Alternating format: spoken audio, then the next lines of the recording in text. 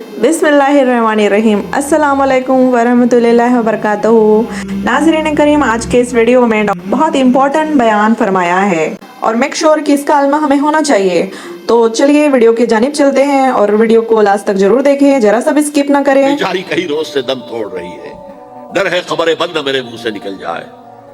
तकदीर तो मुबरम नजर आती है लेकिन पीराने कलीसा की दुआ है कि ये टल जाए।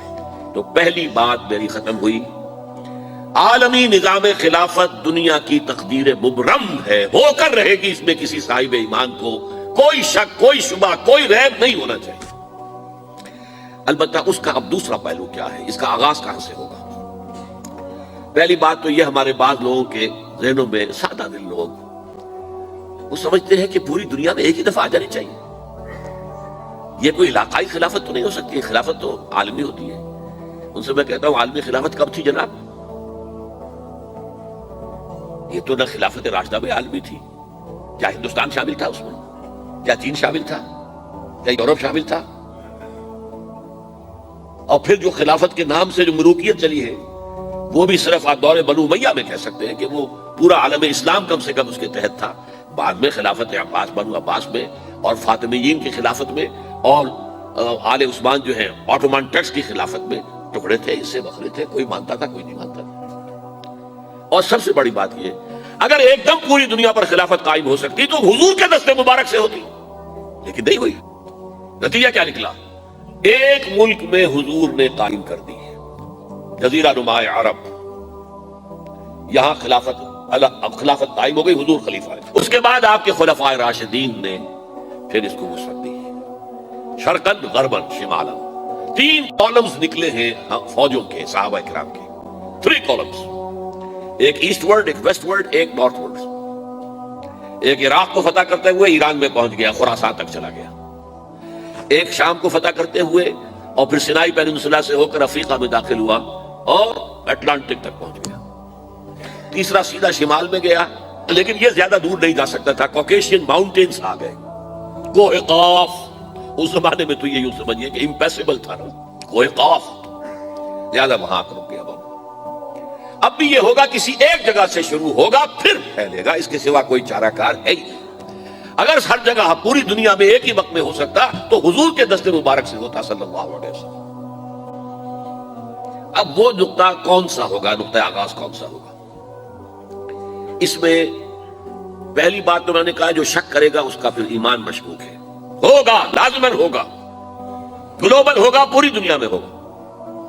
कहां से शुरू होगा इसमें आप इख्तिलाफ कर सकते हैं, लेकिन मुझे तो 2 हदीसें तो मिली हैं जिनसे यह अंदाजा होता है कि ये इस मशरकी खित्ते से होगा, अरब के मशरिक की जानिब किसी मुल्क से होगा, किसी खित्ते से होगा।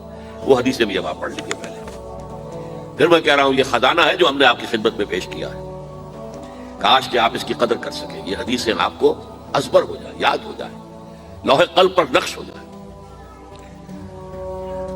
हिंदुस्तान और खुरासान यानी मौजूदा अफगानिस्तान का जिक्र इब्न माजा की रिवायत है, अन अब्दुल्लाह इब्न हारिस रज़ियल्लाहु तआला अन्हु क़ाल रसूलुल्लाह सल्लल्लाहु अलैहि वसल्लम यख़रुजु नासु मिनल मशरिक़ युअत्तिऊन लिल महदी यानी सुल्तानिही, यानी सुल्तानहू, दोनों तरह से पढ़ सकते हैं। हजरत अब्दुल्लाह इब्न हारिस फरमाते हैं रज़ियल्लाहु तआला अन्हु कि हुजूर ने इरशाद फरमाया, मशरिक़ की तरफ से वो फौजें निकलेंगी, लोग आएंगे जो अरब में महदी की हुकूमत कायम करेंगे। ये महदी कौन होंगे इसका जिक्र मैं जरा बाद में करूंगा, लेकिन नोट कर लीजिए कि महदी से पहले लाज़िमन किसी मशरकी इलाके के अंदर वो निजाम कायम हो चुकेगा, तब वहां से फौजें आएंगी ना। ये मशरिक कौन सा है? अरब के मशरिक में आप चलिए, ईरान भी आ जाएगा, अफगानिस्तान भी है, पाकिस्तान भी है, और अगर उसे और तोसी दे तो हिंदुस्तान भी है। यह है अरब का मशरिक, इससे फौजें जाएंगी। इसका क्या मतलब है कि इसमें से किसी जगह पर निजाम खिलाफत पहले कायम हो जाएगा, ताकि वहां से फौजें जाएंगी जो जजीरा नुमाए अरब में हजरत मेहदी की हुकूमत को कायम करेंगी। अब दूसरी हदीस सुनिए, ये सुनन इब्न माजा की हदीस थी जो मैंने आपको सुनाई, आपने पढ़ी।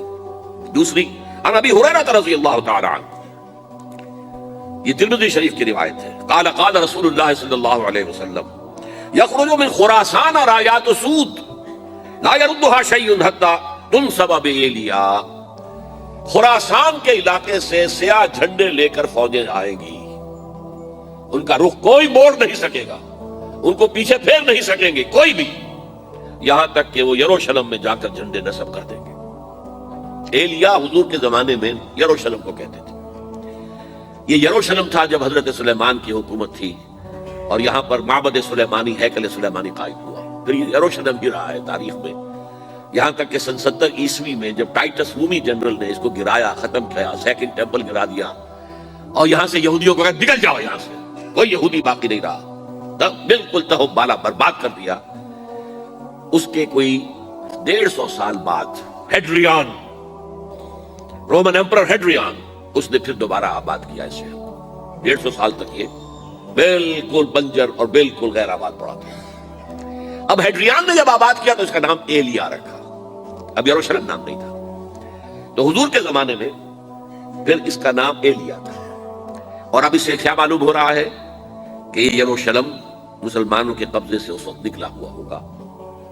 एक दफा पहले निकला था, सन 1099 ईस्वी में मुसलमानों के हाथ से निकला। क्रूसेडर्स, ईसाइयों ने आकर इसको कब्जे में किया, लाखों मुसलमानों को मारा, कत्ल किया।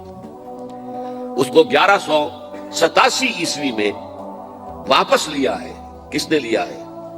Salahuddin Ayyubi Kurd. अरब खोखले हो चुके थे, अरबों ने खोया, वापस नहीं ले सके। बहुत हुकूमत कर चुके थे, 400-500 बरस की हुकूमत करके, और उनके ऐश और उनके आराम, अब उनमें जान नहीं थी कि वो वापस ले सके।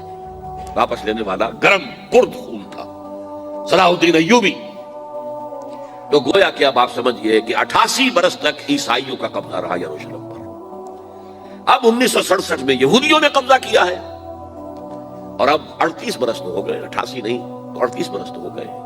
लेकिन वो दौर आएगा कि अब फिर लेंगे। लेने वाले अरब भी नहीं होंगे, खुरासान के इलाके से फौजें आएंगी। ये खुरासान क्या था? एलिया तो मैंने आपको बता दिया, यरूशलेम का नाम है।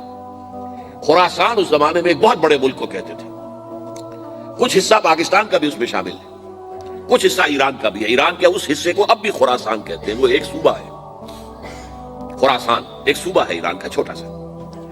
पाकिस्तान में खास तौर पर ये जो इलाका मालाकंड एजेंसी कहलाती है, इससे ऊपर जितना इलाका है, और ये जो वाखान की एक पट्टी आती है ऊपर, वाखान अफगानिस्तान की एक पट्टी सी दुम सी चली आती है जो जाकर चाइना की सरहद से मिल जाती है, यहां से लेके यहां तक ये जो मालाकंड का वो दरा है और पहाड़ है, ये भी खुरासान का हिस्सा है। बाकी तकरीबन 2/3 ऑफ अफगानिस्तान, साउदर्न हिस्सा नहीं है खुरासान का हिस्सा, ये सीस्तान कहलाता था, ये खुरासान नहीं है। लेकिन ये कि ऊपर का 2/3 ऑफ अफगानिस्तान और उसके साथ ये जो अरब, जो अब ये तुर्क ममालिक आजाद हुए हैं सोवियत यूनियन के डिसोल्यूशन के साथ, ये सारा इलाका कहलाता है खुरासान बुजुर्ग।